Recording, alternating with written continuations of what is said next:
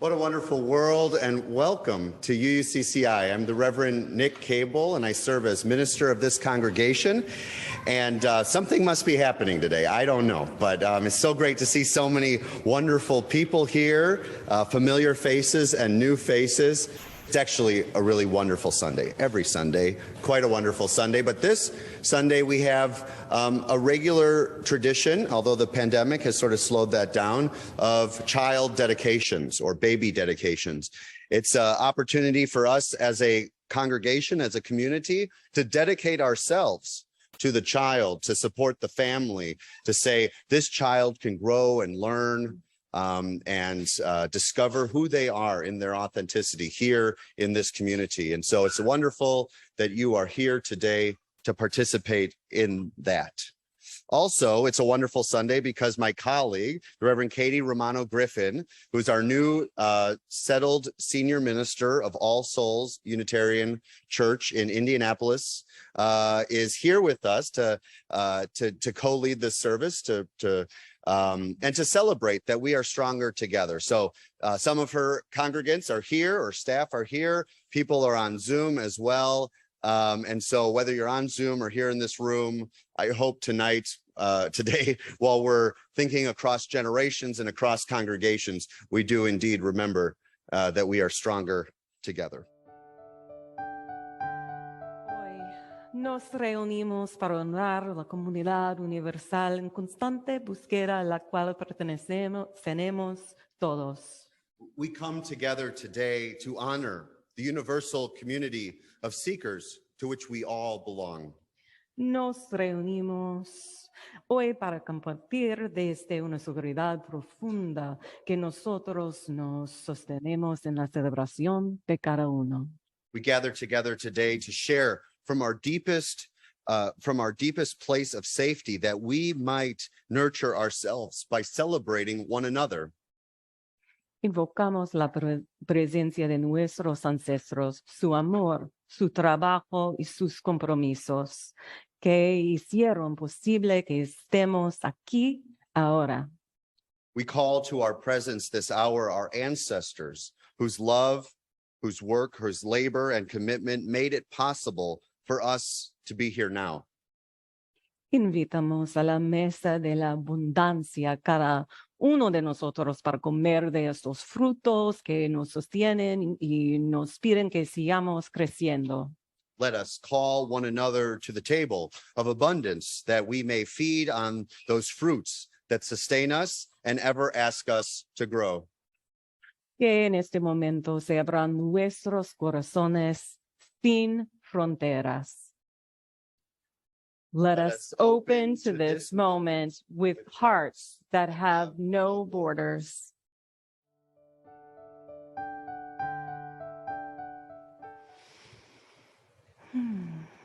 In my culture, aunts and uncles and extended family and sometimes even neighbors become what we call comadres or copadres. They become extra sets of parents when we are raising children together. And as we enter this physical space and this digital space together, truly consciously and more deeply, let us remember that we are ever in this cycle of giving and receiving love, of holding each other and widening the circle of who it is that we care for, who it is that cares for us, and how we care across the generations. I invite you into a period of meditation with me in whichever way is most comfortable for you, whether it is just enjoying the flame of the chalice and the way it moves, looking at the gorgeous flowers, tuning in to the internal sounds of your joy or whatever else you may be feeling in this moment, or maybe even some of us are tuning into the joyful noises of our children that are with us, knowing that a healthy church is a noisy church. So let us be in this space with our breath, perhaps even reclaiming breath as something that is both necessary and sacred. It is the very foundation of what it means to give and receive. breathing in 21% oxygen, filling and nourishing all of our cells, and even sharing 16% of oxygen with the world around us, sharing wonderful things that will nourish plants. Let us breathe, giving and receiving, receiving and giving, resting in this place. And the thing about noticing our breathing is that when we start to pay attention to it, it naturally begins to slow and to deepen, and our physical bodies will begin to relax. So with the noticing of our breath and the relaxation of maybe our shoulders dropping just a little, maybe our spines unwinding vertebrae by vertebrae, maybe resting in our chairs, relaxing our bodies, receiving and giving. And maybe imagining as we are in this place of receiving and giving, that maybe some roots spring out from the palms of our hands or the soles of our feet or the very tip of our spine and go down through layers of concrete and soil and water and rock into the earth. And like an old growth forest, our roots begin to tangle with those around us, transmitting messages, giving and receiving of information. And that root network grows stronger and deeper with each breath, reaching farther still to Indianapolis, or from Indianapolis to Columbus, and then maybe beyond to all of Indiana. And as you breathe, just allow your roots to grow stronger and longer, giving and receiving information from this great earth and all of its creatures, remembering that we are a part of an interconnected web, and we are never truly alone. Let us. Well, I'm very grateful to have our congregations together to be celebrating this day. Thank you for being here. Thank you for inviting me. This is so awesome and a gift to treasure. Yep, it is my pleasure. It is such my pleasure. Katie and I have known each other for many years now. We actually are a part of a monthly Newer to Ministry, although we've been 5 years now, but Newer to Ministry Ministers support group, and pretty much rain or shine, we are always there. Thanks for saying yes to being here today. I feel like this is what our religious ancestors really meant in crafting the Cambridge platform. But I'm guessing that the Cambridge platform is not sitting on your bedside table. How many is? It's okay if you're saying, okay. And yet it's so riveting, like the best of Stephen King. Yes.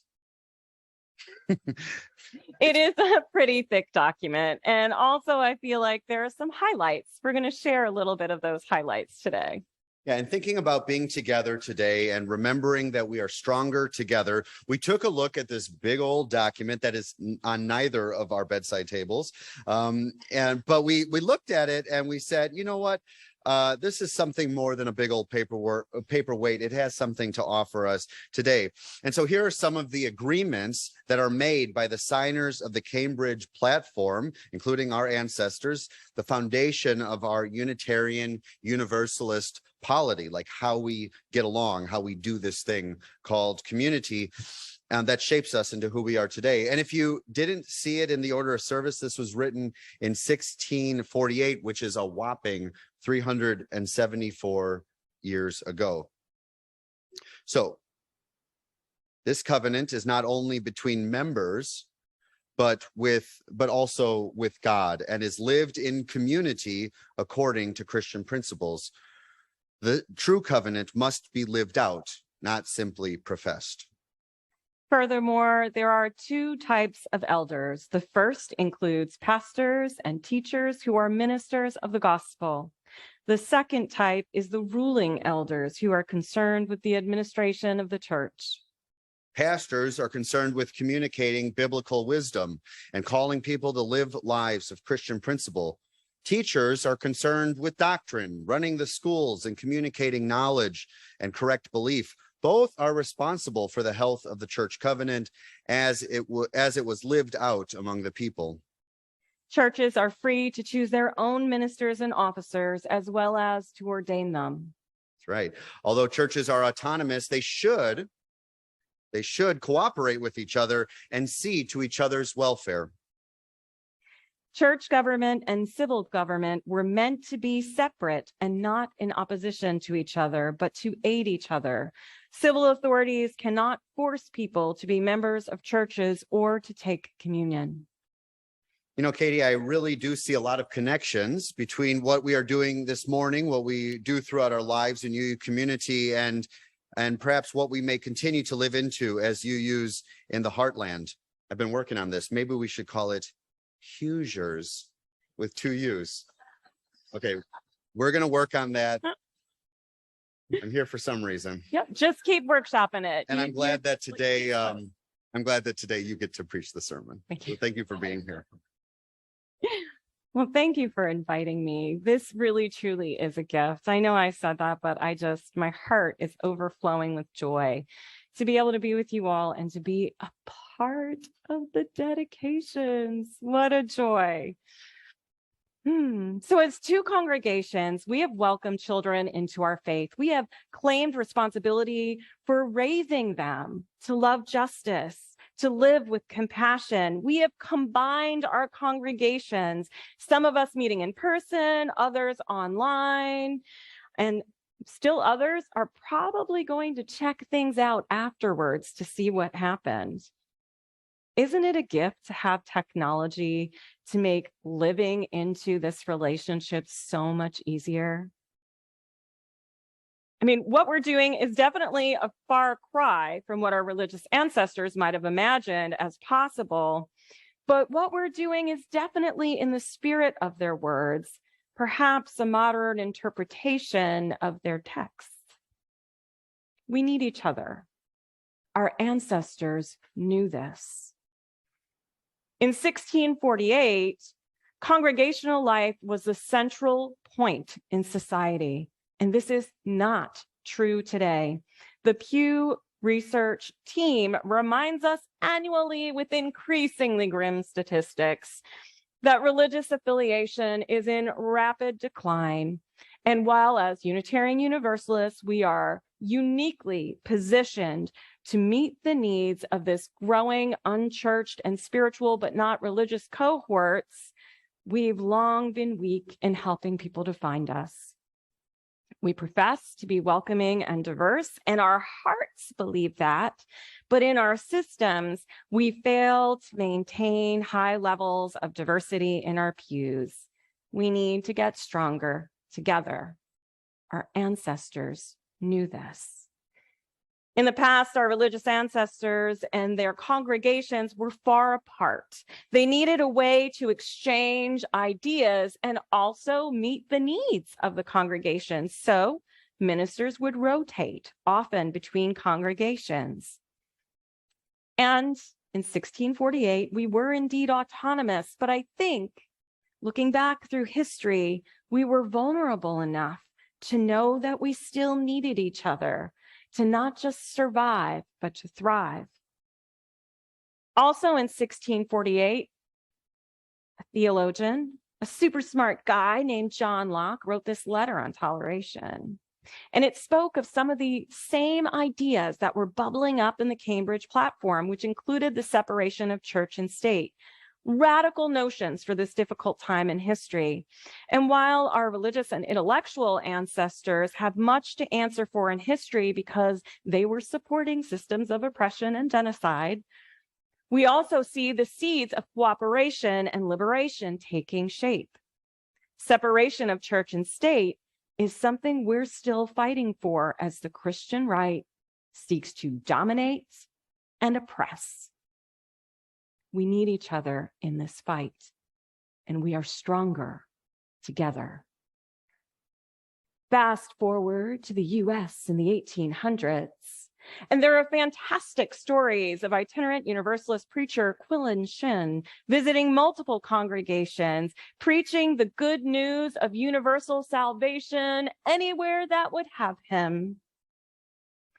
Also, during that century, William Ellery Channing took his famous sermon, Unitarian Christianity, on the road, reaching many congregations and traveling hundreds of miles to strengthen our faith. When, I wonder, did we become more autonomous than collaborative? Was it the rise of the fellowship movement? Was it the white power problem in the 1960s that caused a walkout of the entire Black caucus? Was it simply the deeply entrenched white supremacy culture we swim in and inherited that promised strength in isolation? I'm not sure, but we can do better. And we are doing better. Look at us here. We are steadily becoming a more diverse faith. And I know this because once a year, the Unitarian Universalist Association flies all of the religious educators that are people of color to a wonderful retreat called Finding Our Way Home. It is a time for us to connect, to do our work as religious leaders of color. And when this group first started meeting, they were pulling from seminarians to make it like a handful. Now there are well over 100 of us that gather each year, saying yes, not just to leadership in Unitarian Universalism, but to staying in leadership in Unitarian Universalism, something that has historically been hard. Something has shifted in our Unitarian Universalist culture. Association-wide, COVID reminded us that we are vulnerable, that we need each other. The Unitarian Universalist Association really came forward, providing resource and guidance to congregations, holding workshops and think tank sessions. Did you know our annual fund contributions help make that kind of work happen? Some congregations didn't know what that money was for, didn't know that that was just one of the ways that we lived into the Cambridge platform of sharing our resources so that we could continue to support each other. But they know now that they're not alone. And congregations came together over COVID too. For me, I was serving in the Washington, D.C. area, and we were a part of what was called the Potomac Partnership, and it's still going strong. This partnership of congregations actually began pre-COVID. Religious educators and youth leaders were working together beyond youth cons, doing some shared programming. We were co-promoting adult program models, attending justice events together, and things are really busy in D.C. For those of us in the DC metro area, we're often the first people on the ground when something happens, and there's pretty much something happening all the time in DC. So we would rotate and talk to each other and see who could be there on behalf of Unitarian Universalists and who maybe our congregations could come find. So it was known that if one of us was there, we were all there. All the congregations were there. And when COVID hit, we started doing joint services like we're doing today. And what's wonderful about joint services is that it's an opportunity for us to get to know each other more deeply, to exchange ideas, to hear different perspectives, and also to give some staff members a rest, to give volunteers a rest, because doing multi-platform services is hard. Even in this post-pandemic, currently endemic world, it's still harder to do everything. And we need a rest. And technology makes this a win-win. Also, no riding on horseback is required. So maybe that's a win-win-win. In the Potomac Partnership, we are even talking about radically doing things like sharing staff, including ministers. The possibilities of working together are endless in our shared future as we Unitarian Universalists navigate changing religious landscapes. And I think I've been clear. I don't agree with all of the positions our spiritual ancestors held. I bet in this room, we probably have thousands of opinions. That's one of our strengths. I also recognize their wisdom and am feeling joy about the ways in which we are manifesting their more liberal ideas today. We've begun something really powerful and radical today, and I wonder how we might take this moment and move forward together. Maybe we continue to strengthen our bonds with board presidents, getting to know each other. Maybe we do more joint OWL training. And I will say religious educators are often far ahead of everyone else in Unitarian Universalism when it comes to collaboration. Maybe we work in multicultural, multi-generational ministry exploration and embodiment, or something else. Any action we take toward collaboration will lead us to growing together.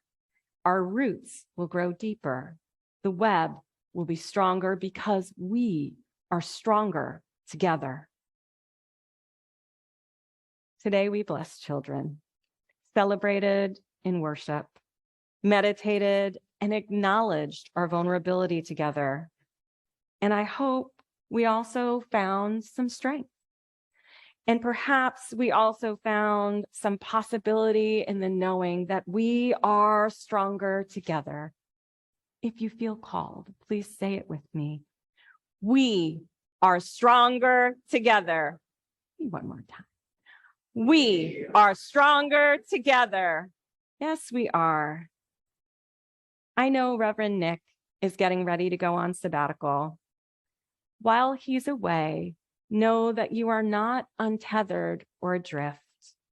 We All Souls friends, we're fellow UUs, and we are right down the road, prepared to see to your welfare. And Elizabeth Valencia, formerly an intern and someone who was the summer minister at All Souls, is going to be visiting you a few times in the pulpit. Lean on us, we'll lean on you. Reverend Katie, I'm grateful for you to be here today. I'm grateful for all those watching online, those who came as well. This is the official invitation to Katie's installation service on October 29th. We will be there. I'll be supporting it. All Souls is very excited. You have a role in it. You're not just supporting. He's got two roles in it. Okay, well, I'll be there, and it'll be a wonderful celebration of a new shared ministry that should very much be a long and treasured ministry in Indiana. It's grateful to be here together. Clearly, we are stronger together. May it be so, and amen.